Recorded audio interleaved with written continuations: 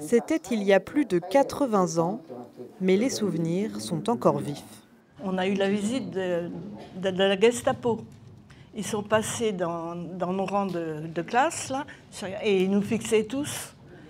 Et on avait très peur. Et une deuxième fois, ils ont recommencé, mais il n'y avait pas de juifs avec nous. C'était pour voir s'il y avait des petits juifs.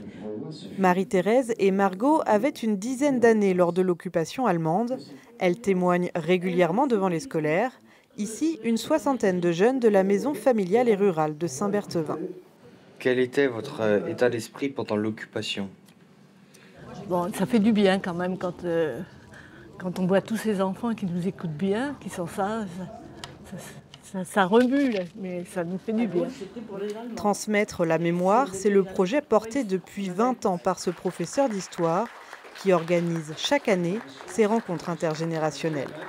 L'histoire, elle s'apprend pas dans les livres, elle se raconte et je crois qu'il n'y a pas plus concret, plus vivant que de faire rencontrer nos jeunes apprenants avec des gens, des témoins qui ont vécu et qui peuvent bien mieux que moi ou bien mieux que quiconque d'autre parler de ce qu'ils ont vécu et de leur ressenti. Ces témoignages, au moins eux, ils disent ce qui est réel, que par exemple d'autres personnes pourront dire la même chose, mais on ne pourra pas l'entendre de vraies personnes qui ont vécu la guerre.